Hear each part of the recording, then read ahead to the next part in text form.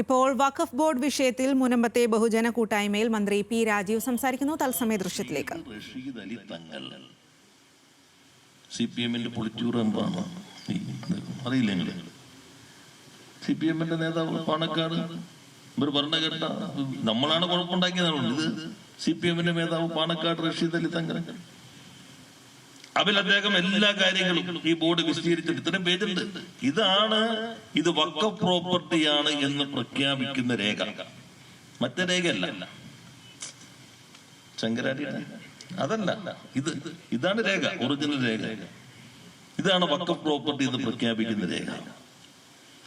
അതിൽ ഗൗരവമായ കാര്യങ്ങൾ പറയുന്നുണ്ട്. ഞാൻ എല്ലാ കാര്യങ്ങളും 71-ലെ പറവൂർ കോടതി വിധി, ഹൈക്കോടതി വിധി, അതിനുശേഷം വന്ന കാര്യങ്ങൾ, അങ്ങനെ പോയി വരുമ്പോ രണ്ടാമത്തെ പേജിൽ അവസാനത്തെ പാരഗ്രാഫിൽ പറയുന്നുണ്ട്, ഒരു MV Paul advocate son of Varkey അദ്ദേഹത്തെയാണ് ഇത് വിൽക്കാൻ ഏൽപ്പിച്ചിരിക്കുന്നത്.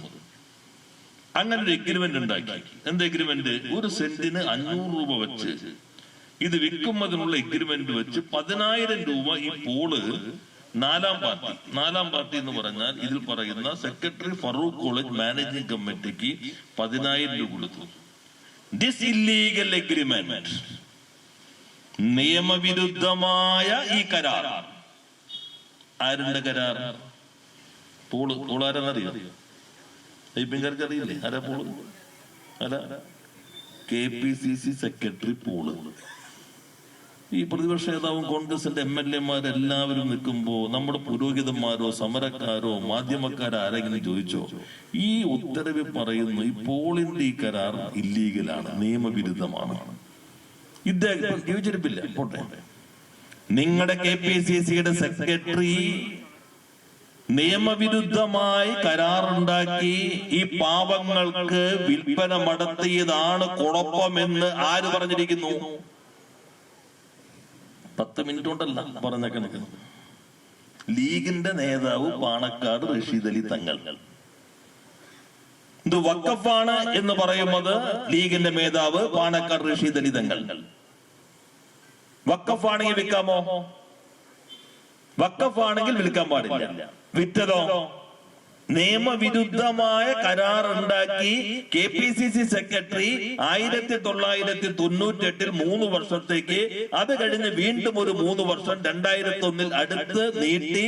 അങ്ങനെ അദ്ദേഹമാണ് ഈ വിൽപ്പനയാഗം നടത്തിയത്. അത് നിയമവിരുദ്ധമാണ്. അതാണ് പ്രധാന കുഴപ്പമെന്ന് വഖഫ് ബോർഡ്. CPM ഈ മന്ത്രിസഭയോ, ഞങ്ങളുടെ മന്ത്രിസഭ, മുമ്പത്തെ പിണറായി മന്ത്രിസഭ, അല്ലെങ്കിൽ സഖാവ് ശർമ്മ ഉണ്ടായ VS മന്ത്രിസഭ, അവന് മുൻപുണ്ടായ നായനാർ മന്ത്രിസഭ, അവരാണോ ഈ തീരുമാനമെടുത്തത്? അല്ലല്ലോ. ഇത് വഖഫിന്റെ ലാൻഡാണ് എന്ന് ഈ 4 പേജ് ഉത്തരവിട്ടത് പാണക്കാട് റഷീദ് അലി തങ്ങളാണ്. അദ്ദേഹമാണ് ലീഗിന്റെ മേധാവ്. രജിസ്റ്റർ ചെയ്യണം, രജിസ്റ്റർ ചെയ്ത് അവര് ഇതിലേക്ക് രജിസ്റ്റർ ചെയ്ത് തരണം, ഇല്ലെങ്കിൽ രജിസ്റ്റർ ചെയ്യാൻ നടപടിയും ലീഗിന്റെ നേതാവായ CEO എടുത്തു. അതാണ് ഹംസക്ക പറഞ്ഞ CEO, ലീഗിന്റെ മേധാവ്. തീരുമാനം എടുത്തത് റഷീദ് അലി തങ്ങൾ, നടപ്പിലാക്കിയ CEO ലീഗിന്റെ മേധാവ്. അപ്പൊ വഖഫാണെന്ന് പറഞ്ഞ ഞങ്ങളാണോ? ഇനി വഖഫാണ് എങ്കിൽ വിറ്റത് ഞങ്ങളാണോ? നിങ്ങളല്ലേ? KPCC സെക്രട്ടറി അല്ലേ? ഈ പാവങ്ങൾ, മത്സ്യത്തൊഴിലാളികൾ, വർഷങ്ങളായി അവിടെ താമസിക്കുന്ന ആളുകൾ, അവര് താമസിച്ചു കൊണ്ടിരിക്കുന്ന ആളുകളുടെ കയ്യിൽ നിന്ന് കാശ് കൂടി വാങ്ങിച്ചിട്ടാണ് ഈ വിൽപ്പന നടത്തിയതാണ്. കാലങ്ങളെ താമസിച്ചുകൊണ്ടിരിക്കല്ലേ? അവരുടെ കയ്യിൽ നിന്ന് പണവും വാങ്ങി വിൽപ്പന നടത്തി. ആ വിൽപ്പന നടത്തി പാവപ്പെട്ടവർ മാത്രമല്ല, ഇപ്പോ 2 ബാറുണ്ട്, ബീർ പാർലറുണ്ട്, റിസോർട്ടുണ്ട്, ഹോം സ്റ്റേ ഉണ്ട്, എല്ലാം ഈ മുനമ്പം ഈ പറയുന്ന പ്രദേശത്തുണ്ട്. ഇപ്പൊ ചിലർ പറയും ഈ ലീഗിന്റെ കഴിഞ്ഞ ദിവസം പത്രത്തിൽ ഫുൾ ചർച്ചയുണ്ടല്ലോ, മുനമ്പം മുതൽ ഷജറ വരെ മുസ്ലിം ലീഗ് സംസ്ഥാന ഭാരവാഹി യോഗത്തിലെ വാദപ്രതിവാദങ്ങൾ രാഷ്ട്രീയകാര്യ മീഡിയ 1-ന്റെ കംപ്ലീറ്റ് ഉണ്ടല്ലോ. അതില് ഓരോന്നും പറഞ്ഞിട്ടുണ്ട്, ആയി പറയുന്നുണ്ട്. ഞാൻ മീഡിയ 1-നെ കുറ്റം പറയാനല്ല, ഇതിലുള്ള കാര്യം പറഞ്ഞതാണ്. മുനമ്പത്ത് വഖഫ് ബോർഡ് വിഷയത്തിൽ ബഹുജന കൂട്ടായ്മയിൽ സംസാരിക്കുകയാണ് മന്ത്രി പി രാജീവ്.